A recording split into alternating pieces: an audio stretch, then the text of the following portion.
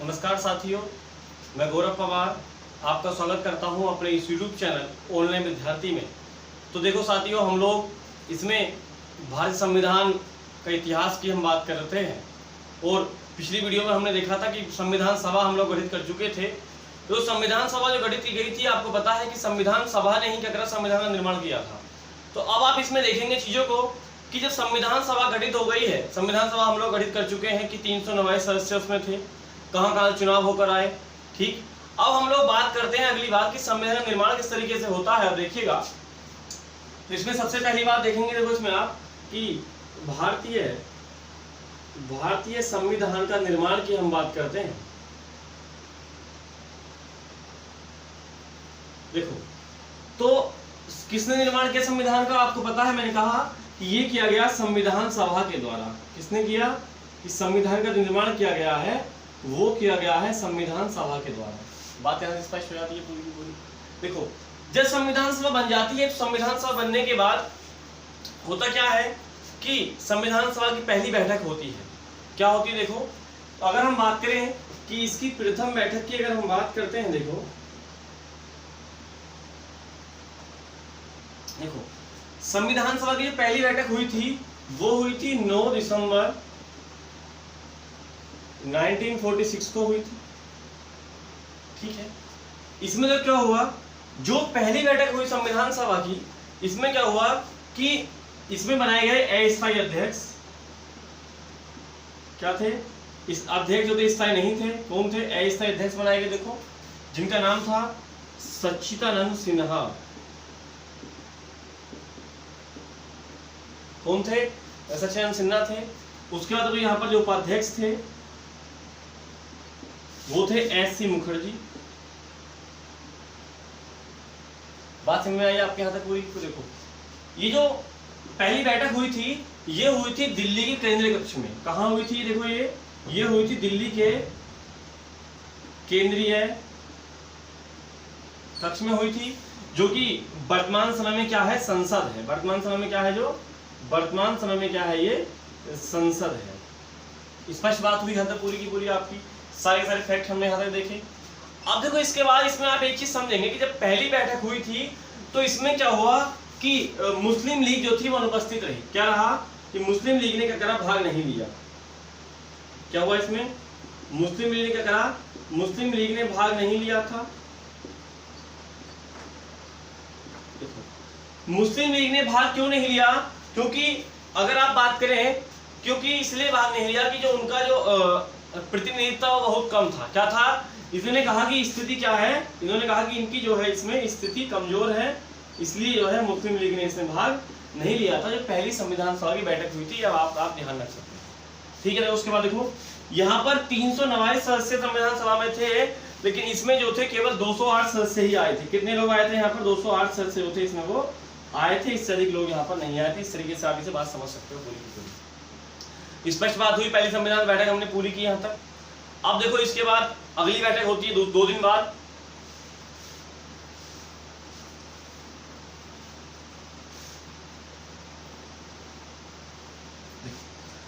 अगली अगर हम बात करें, अगली है इसमें द्वितीय बैठक। देखो, दूसरी बैठक हुई थी 11 दिसंबर को।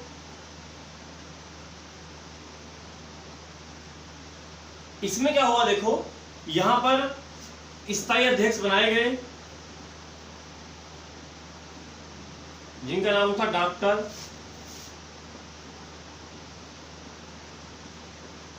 राजेंद्र प्रसाद। बात समझ में आई आपके कि नहीं होता? अगर एग्जाम में क्वेश्चन आता है कि बताइएगा संविधान सभा का प्रथम जो बैठक हुई संविधान सभा की, उसमें अध्यक्ष कौन बने थे, तो आप याद रखें सच्चिदानंद सिन्हा बने थे। अगर एग्जाम में क्वेश्चन आता है कि बताइएगा संविधान सभा के अध्यक्ष कौन थे, तो अध्यक्ष जो है वो डॉक्टर राजेंद्र प्रसाद ही माने जाते हैं। देखो, अगली बात यहां देखेंगे इसमें आप कि यहां पर बनाए गए संवैधानिक सलाहकार,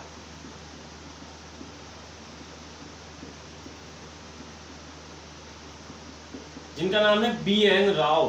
कौन है, जो बी.एन. राव क्या है, संवैधानिक सलाहकार बनाया गया बी.एन. राव को। ये क्वेश्चन एग्जाम में बहुत बार पूछा गया और बहुत बार आता भी है। स्पष्ट बात होती है यहाँ। तो देखो, अगर हम बात करें इसमें कि ये कहाँ हुई थी, तो बैठक वहीं दिल्ली में हुई थी, केंद्रीय कक्ष में, आप याद रख सकते हैं। देखो, अब इसके बाद होता क्या है कि तीसरी बैठक जब होती है, ये हुई 13 दिसंबर 1946 को, ठीक है। इसमें वही सेम कंडीशन है आपकी कि अध्यक्ष कौन रहे, राजेंद्र प्रसाद अध्यक्ष रहे इसमें। तो अगर हम बात करें यहाँ पर इस बैठक में क्या हुआ देखो, तो यहाँ पर अगर हम बात करें तो जवाहरलाल नेहरू थे, जवाहरलाल नेहरू उद्देश्य प्रस्ताव लेकर आए। क्या लेकर आए जवाहरलाल नेहरू? जवाहरलाल नेहरू लेकर आए उद्देश्य प्रस्ताव, ठीक है। और ये जो उद्देश्य प्रस्ताव था इसको 22 जनवरी 1947 को मिली स्वीकृति। क्या मिली? स्वीकृति मिली इसको। देखो अगर हम बात करें इस उद्देश्य प्रस्ताव में क्या था, तो आप याद रखेंगे इस उद्देश्य प्रस्ताव में कहा गया था कि भारत जो है वो क्या होगा, गणतंत्र होगा, संपूर्ण प्रभुत्व संपन्न होगा। क्या कहा गया था उसमें? इसमें कहा गया था कि भारत क्या होगा, देखो भारत संपूर्ण प्रभुत्व संपन्न होगा, गणतंत्र होगा। ये सब बात संपूर्ण प्रभुत्व संपन्न का मतलब क्या होता है कि भारत के आंतरिक और बाह्य मामलों का हस्तक्षेप नहीं करेगा। गणतंत्र का मतलब होता है कि जो हमारे यहाँ का जो राष्ट्रपति का जो पद होगा वो क्या होगा, वंशानुगत ना होकर निर्वाचित होगा, ठीक है। उसके बाद देखो इसमें क्या कहा गया, इसमें कहा गया कि जो समस्त शक्ति का जो मूल स्रोत है क्या होगा, जो शक्ति है, अगर हम बात करें समस्त शक्ति का जो मूल स्रोत होगा वो जनता होगी। क्या होगा? समस्त शक्ति का मूल स्रोत कौन होगी? वो होगी जनता। यानी सारे निर्णय कौन लेगी? जनता लेगी, सारे के सारे निर्णय। बात समझते हो आप? यहाँ तक आपने देखा कि साहब जनता ही चुनती है, ठीक, जनता के लिए ही वो होता है। तो इस तरीके से बात आप समझ सकते हो जो डेमोक्रेसी हमारी बात की। देखो अब इतनी बात अगर हमने यहाँ तक की, मैंने आपसे कहा कि जब उद्देश्य प्रस्ताव को स्वीकृति मिल जाती है तो उद्देश्य प्रस्ताव को स्वीकृति मिलने के बाद होता क्या है कि अब कहा जाता है कि अब अलग अलग समितियां गठित की गई। अभी आपको पता है कि साहब हमारे यहाँ क्या हुआ कि लोग विदेशों में मतलब जाकर कहा कि लगभग 60 देशों की संविधान चीजें हमारे यहाँ पर ली गई हैं।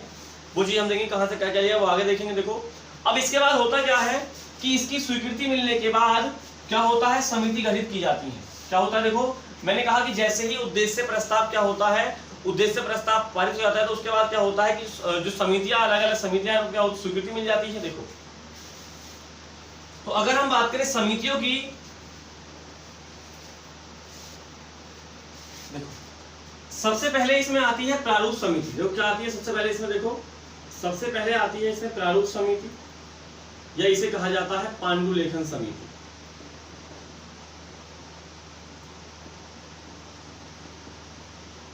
देखो अगर हम बात करें प्रारूप समिति की तो इसमें क्या थे, देखो 7 सदस्य थे, ठीक। इसका अध्यक्ष कौन है? देखो इसका अध्यक्ष है डॉक्टर भीमराव अंबेडकर। कौन है इसका अध्यक्ष? VR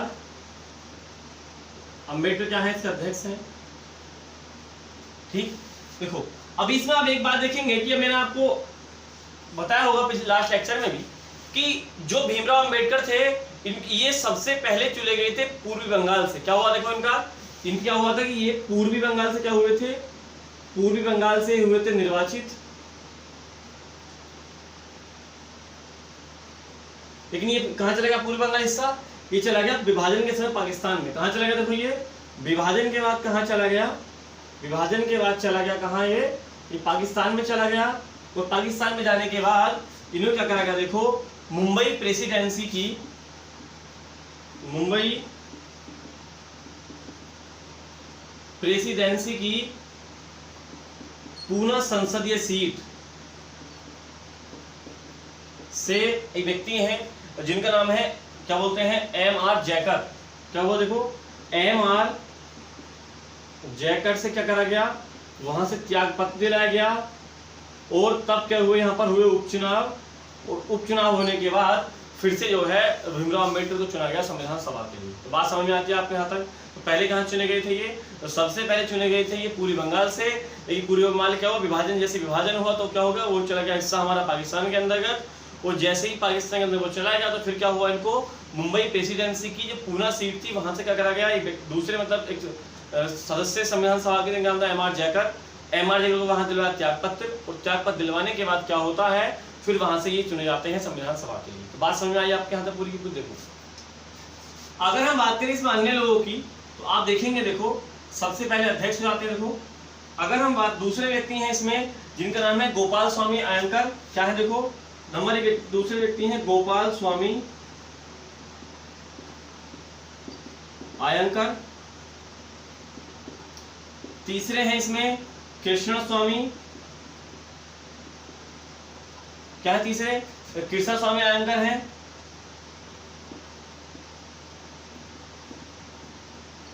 अगले व्यक्ति इसमें आते हैं के एम मुंशी। कौन है देखो इसमें अगले व्यक्ति? वो है के एम मुंशी।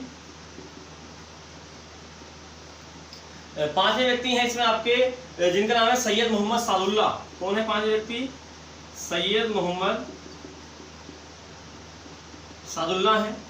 ठीक, देखो अगर हम बात करें इसके बाद छठे व्यक्ति कौन है देखो इसमें, तो छठे व्यक्ति जिनका नाम है वी एन मित्र। कौन है? वी एन मित्र है। लेकिन ये क्या होते हैं, ये दे देते हैं त्याग पत्र, इससे हट जाते हैं, त्याग पत्र के हट जाते हैं इससे।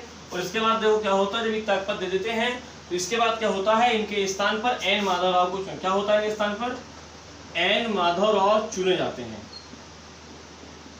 बात समझे आपने? यहाँ देखो अब इसके बाद होता क्या है, अगर हम बात करें सातवें व्यक्ति कौन है, तो सातवें व्यक्ति जो है उनका नाम है डीपी खेतान। सातवें व्यक्ति कौन है उसमें? वो है डीपी खेतान। इनकी क्या हो जाती है, देखो मृत्यु हो जाती है इनकी। और मृत्यु होने के बाद होता क्या है, देखो टी कृष्णाचारी है, उनको क्या होता है, मतलब बनाया जाता है इसका सदस्य। टी कृष्णाचारी क्या होता है, टी कृष्णाचारी को इसका सदस्य बनाया जाता है, जो आपका प्रारूप समिति थी। तो प्रारूप समिति वाली बात आपने पूरी की पूरी। कितने सदस्य थे इसमें?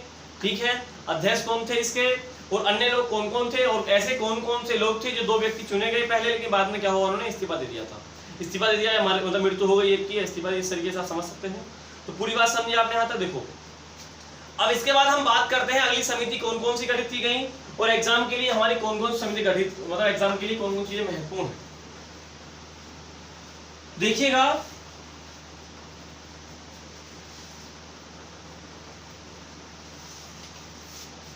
इसके बाद अगले आती है समिति, इसमें देखो इसका नाम है संघ संविधान समिति। कौन सी समिति है? संघ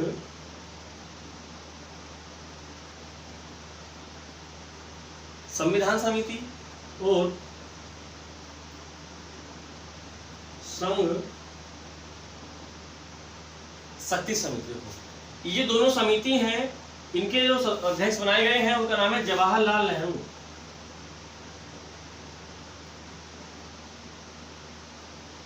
कौन है? जवाहरलाल नेहरू हैं। ठीक, अब इसके बाद देखो हम बात करते हैं अगली आती है प्रांतीय संविधान समिति।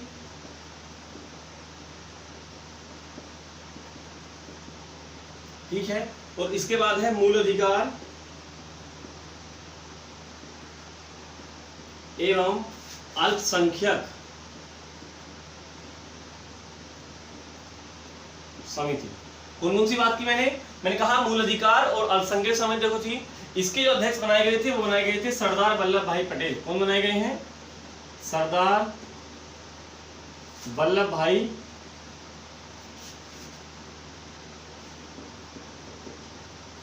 इनको उसका अध्यक्ष बनाया गया है। अब इसके बाद अगर हम बात करें अगली समिति पर,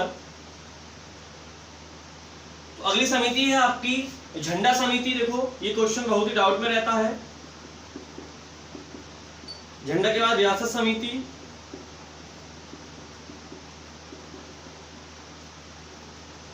रियासत के बाद आती है संचालन समिति। कौन सी समिति? संचालन समिति। और संचालन के बाद आती है आपकी नियम समिति। इन चारों के अध्यक्ष बनाए गए हैं वो बनाए गए हैं डॉक्टर राजेंद्र प्रसाद। कौन बनाए गए हैं? डॉक्टर राजेंद्र प्रसाद को क्या करा गया, अध्यक्ष बनाए गए। अब एग्जाम के लिए तो ये मैंने लिखा झंडा समिति जो लिखा है, कहीं ना किसी ने कहीं बहुत बुकों में ऐसा लिखा हुआ है कि झंडा समिति का अध्यक्ष जो है वो जेबी कृपलानी बताएगा, लेकिन जेबी कृपलानी क्या है, झंडा समिति का अध्यक्ष नहीं है। आपको राजेंद्र प्रसाद ही लगाना है, राजेंद्र प्रसाद ही ऑथेंटिक क्वेश्चन आंसर है। तो पूरी की पूरी बात यहाँ तक हुई आपकी। देखो अब इसके बाद अगर हम बात करें, यहाँ पर एक समिति है, यहाँ पर इसका नाम आवास समिति। क्या है? आवास समिति है, जिसके अध्यक्ष है जिनका नाम है पट्टाभी सीतारमैया। कौन है? पट्टाभी सीतारमैया। रमैया है। और इसके बाद अगली जो समिति, एक अंतिम समिति एग्जाम के लिए महत्वपूर्ण है, जिसका नाम है मूल अधिकार संबंधी उप समिति। क्या है? मूल अधिकार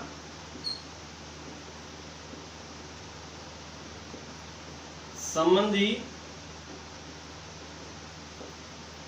उप समिति। जो समिति है इसके हैं जेबी कृपलानी। जेबी कृपलानी क्या है? वो इसके अध्यक्ष हैं। बात स्पष्ट हुई कि नहीं यहाँ तक आपकी?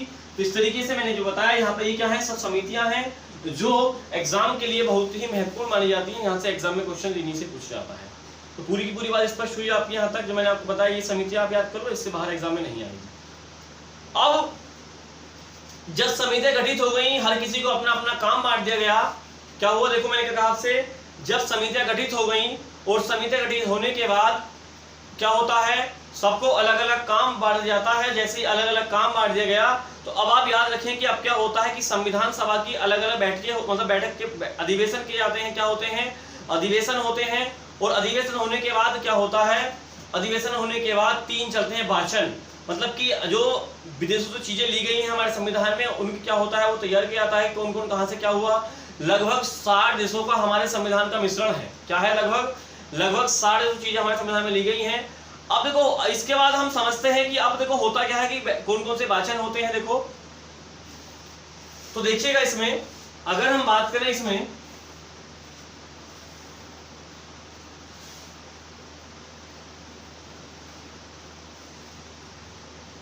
देखो सबसे पहले अगर हम बात करते हैं, देखो इसमें कि प्रथम वाचन की क्या बात करते हैं। देखो हम बात करते हैं प्रथम वाचन। देखो क्या हुआ था।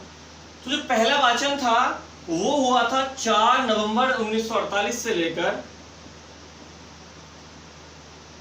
और 9 नवंबर 1948 तक।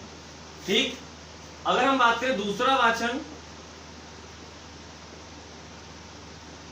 ये हुआ था 15 नवंबर 1948 से 17 अक्टूबर 1949 तक। ठीक। देखो जो दूसरा वाचन था, इसमें क्या हुआ? देखो इसमें क्या हुआ था कि संविधान के प्रत्येक खंड पर व्यापक विचार विमर्श किया गया। इसमें क्या हुआ? देखो इसमें हुआ संविधान के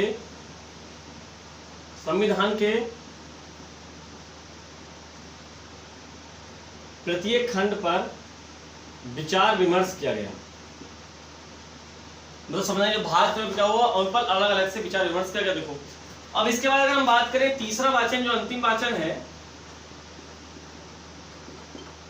ये हुआ था 14 नवंबर 1949 से लेकर 26 नवंबर 1949 तक। देखो ये जो है इसी का वाचन, ये अंतिम वाचन था। देखो इसका अगर हम बात करें, इसमें क्या हुआ? देखो तो इसमें आप चीजें पढ़ेंगे कि डॉक्टर भीमराव अंबेडकर ने क्या करा कि जो संविधान निर्मित किया गया उसको पारित करने का प्रस्ताव रखा गया। इसमें क्या हुआ? देखो कि डॉक्टर भीमराव अंबेडकर ने क्या करा, इसमें देखो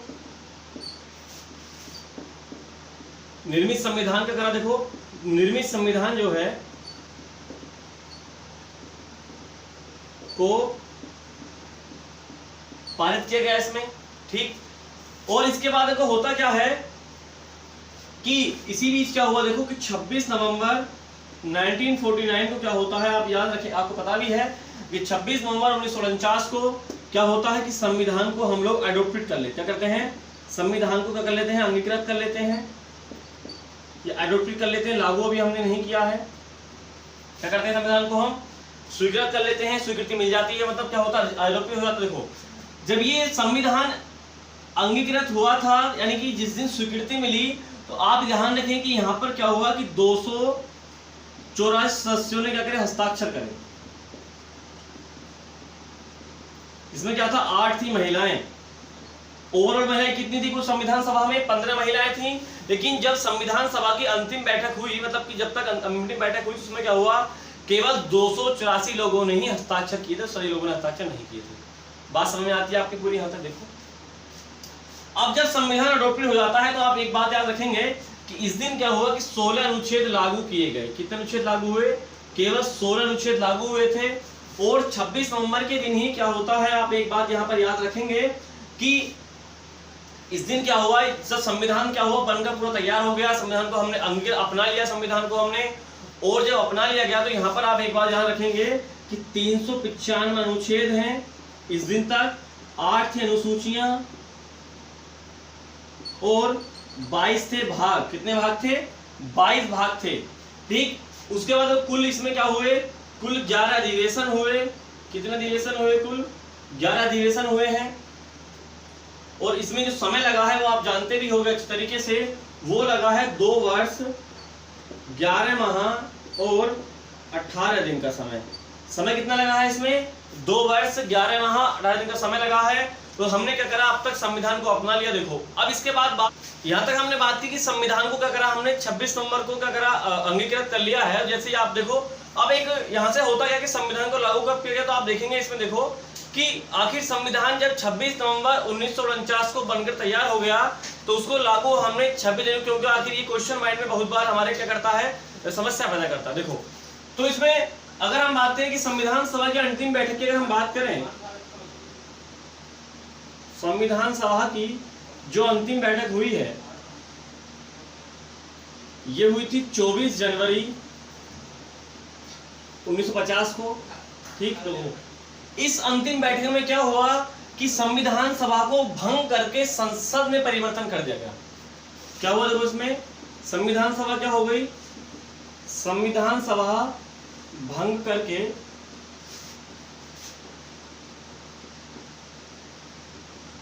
संसद में परिवर्तन हो गया। ठीक, और इसके साथ क्या हुआ कि डॉक्टर राजेंद्र प्रसाद को राष्ट्रपति चुना गया। क्या हुआ, इनको राष्ट्रपति चुना गया। बात समझ में आती है आपके यहाँ तक? ठीक है, तो अब देखो इसमें अभी मैंने आपसे कहा कि 26 जनवरी को ही संविधान लागू क्यों बनाते हैं, जब गणतंत्र दिवस क्यों मनाते हैं, रिपब्लिक क्यों मनाते हैं, इसका देखो रीजन क्या था। इसका रीजन ये था कि 26 जनवरी 1930 क्या था, 26 जनवरी 1930 को क्या करा था, जो कांग्रेस थी उससे पहले उसका एक अधिवेशन हुआ था लाहौर में, जो था रावी नदी तट पर। और उसमें क्या हुआ देखो कि 26 जनवरी को उन्होंने निर्णय लिया कि 26 जनवरी 1930 को क्या मनाएंगे, वो उन्होंने बनाया था इसको स्वाधीनता दिवस के रूप में। क्या बनाया उन्होंने इसको, क्या करा कांग्रेस ने, क्या करा इसको बनाया था स्वाधीनता दिवस के रूप में। क्या करा, स्वतंत्र बनाया, यानी कि क्या करा उन्होंने, पूर्ण स्वराज घोषित किया इस दिन। तो इसी का रीजन क्या था कि इसी का रीजन ये था कि 26 जनवरी को हमने क्या करा, 26 जनवरी 1950 को क्या करा हमने संविधान को लागू किया। तो आप एक चीज रखें, लागू कब हुआ संविधान पूर्ण रूप से, कि 26 जनवरी 1950 क्या होता है, संविधान लागू हो जाता है। यहाँ तक आप बात पूरी समझ सकते हो। बात पूरी यहाँ तक कंप्लीट हुई। हमने क्या करा, देखो यहाँ तक संविधान बना लिया है पूरा। संविधान क्या होगा, संविधान को लागू हम लोग कर चुके हैं। ठीक है, संविधान को हम लोगों ने लागू कर लिया। देखो 26 जनवरी 1950 को, तो उससे पहले होता क्या है कि पिछली वीडियो में मतलब देखा था हमने कि एक ऐसा अंतरिम मंत्रिमंडल गठित किया गया था, मतलब कि कहा गया था कि जवाहरलाल नेहरू ने क्या कहा था, अंतरिम मंत्रिमंडल गठित किया था।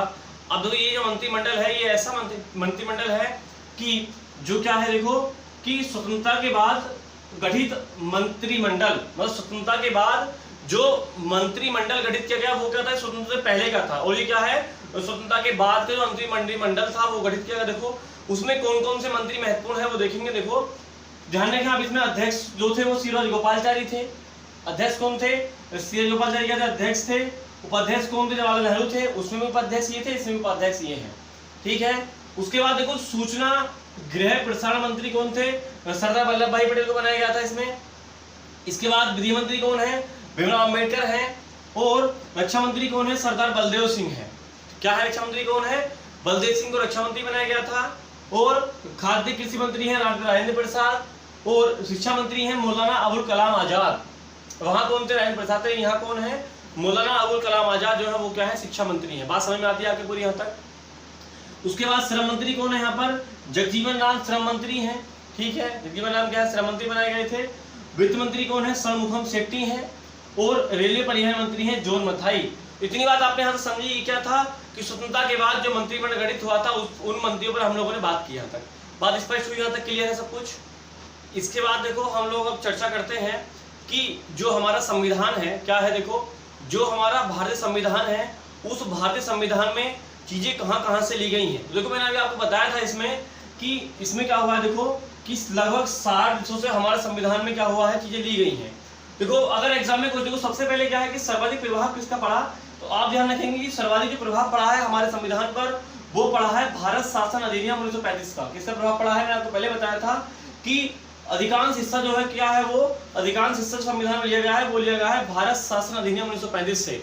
उसके बाद देखो हम लोग बात करते हैं कि जो संविधान ब्रिटेन का संविधान था वहां से क्या क्या लिया गया है। तो ब्रिटेन के संविधान से ली गई है संसदीय शासन पद्धति, क्या ली गई है, संसदीय शासन पद्धति ली गई है। ठीक, द्विसदनीय व्यवस्था ली, 2 सदन जो हमारे यहाँ है वो व्यवस्था कहाँ से ली गई है, वो व्यवस्था आपकी ब्रिटेन से ली गई है। उसके बाद देखो विधि का शासन, जो विधि का शासन चलता है वो क्या है, वो ब्रिटेन से लिया गया है। एकल नागरिकता, हमारी नागरिकता कैसी एकल नागरिकता, वो कहाँ से ली गई है, वो ली गई है आपकी ब्रिटेन से। उसके बाद देखो राष्ट्रपति का जो पद है वो कहाँ से लिया गया है, वो भी आपका लिया गया है कहाँ से, ब्रिटेन के संविधान से। देखो जो राष्ट्रपति का पद है वो तो ब्रिटेन से लिया गया है, लेकिन जो राष्ट्रीय महाभियोग है वो लिया गया है आपका कहाँ से, यूएसए से लिया गया है। ठीक है, देखो अगला बात करते हैं यूएसए से, कहाँ यूएसए से क्या क्या लिया गया। देखो तो जो यूएसए है वहां से क्या क्या आया है, देखिएगा सबसे पहले मूल अधिकार, ये एग्जाम के लिए बहुत इंपॉर्टेंट है, एग्जाम में 100% आता है। उसके बाद राष्ट्रपति पर महाभियोग कहाँ से लिया गया है, 1961 हम पढ़ेंगे तो महाभियोग की प्रक्रिया पढ़ेंगे उसे पूरी की पूरी, वो कहाँ से ली गई है, वो ली गई है आपकी यूएसए से। ठीक है, उसके बाद स्वतंत्र न्यायपालिका, न्यायपालिका कैसी है हमारी, जुडिशरी कैसी है, स्वतंत्र है अपने आप में, तो वो कहाँ से ली गई है, वो आपकी यूएसए से ली गई है। ठीक है, उसके बाद देखो उपराष्ट्रपति का पद कहाँ से आया है, उपराष्ट्रपति का जो पद है वो आया है आपका यूएसए से, और न्यायिक प्रोविलोकल कहाँ से आया है, वो भी आपका आया है कहाँ से, यूएसए से। तो ये बात आप समझ सकते हो, इतनी बात हुई है देखिए। उसके बाद देखो जो आपका आयरलैंड का संविधान है वहां से क्या क्या लिया गया है, वहां से लिए गए हैं राज्य के नीति निर्देशक तत्व। ठीक है, आपने देखा होगा डायरेक्ट प्रिंसिपल्स पढ़ेंगे। ठीक है, उसके बाद देखो 12 सदस्यों का मनोनयन, आपने देखा होगा राज्यसभा में 12 सदस्य मनोनीत होते हैं जो कला साहित्य समाज सेवा क्षेत्र में अग्र भूमिका निभाते हैं। उसके बाद राष्ट्रपति का जो निर्वाचक मंडल है और जो पद्धति है चुनाव कराने की वो कहाँ से, वो भी आपकी ली गई है आयरलैंड के संविधान से। बात समझ में आती है आपकी पूरी यहाँ तक। उसके बाद देखो जो ऑस्ट्रेलिया है समवर्ती सूची, एक बात पढ़ेंगे आप, संघ सूची, समवर्ती सूची, राज्य सूची, तो समवर्ती सूची कहाँ से ली गई है, वो ली गई है आपकी ऑस्ट्रेलिया के संविधान से। ठीक है, उसके बाद देखो प्रस्तावना की जो भाषा है क्या है, अभी हम लोग अब बात करेंगे प्रस्तावना वाली, उसकी भाषा कहाँ से ली गई है, वो ली गई है आपकी ऑस्ट्रेलिया से। और जो केंद्र और राज्य के मध्य संबंध है वो कहाँ से लिए गए हैं, वो लिए गए हैं आपके ऑस्ट्रेलिया से। तो बात आप समझ सकते हो अच्छी तरीके से। ठीक है, उसके बाद कनाडा से क्या लिया गया है, देखो कनाडा से लिया गया है संघीय शासन प्रणाली। कनाडा से क्या ली गई है, संघीय शासन प्रणाली जो है वो कनाडा से ली गई है। उसके बाद अवशिष्ट विषय जो होते हैं वो किससे लिए गए हैं, वो कनाडा से लिए गए हैं। ठीक है, उसके बाद देखो अगला है दक्षिण अफ्रीका, ये सब इंपोर्टेंट है तीनों के तीनों। जो संविधान संशोधन की प्रक्रिया है वो कहाँ से ली गई है, वो ली गई है आपकी दक्षिण अफ्रीका से। ठीक, आपातकाल कहाँ से लिया गया है, जर्मनी के संविधान से लिया गया है आपातकाल। और सोवियत संघ से क्या लिया गया है, यहाँ से लिया गया है आपका मूल कर्तव्य। तो बात समझी पूरी की पूरी आपने यहाँ तक कि कहाँ कहाँ से क्या लिया गया है, सर्वाधिक प्रभाव किसका है। तो जो मैंने आपको यहाँ पर पढ़ा है ये सब आपको याद करना है, इसी में से एग्जाम में क्वेश्चन आएगा, इससे बाहर एग्जाम में क्वेश्चन मुश्किल से पूछ जाता है। तो बात स्पष्ट हुई यहाँ तक। ठीक है, तो आप लोग क्या करना है, तो वीडियो को अधिक से अधिक शेयर करें, ठीक, लाइक करें, सब्सक्राइब करें। अब हम लोग जो अगले लेक्चर में बात करेंगे प्रस्तावना पर हम लोग चर्चा करेंगे। ठीक है, प्रस्तावना के बाद भाग 1 भाग 2 इस तरीके से पढ़ाना है आपको। ठीक है, तो जय हिंद साथियों, मिलते हैं नेक्स्ट वीडियो।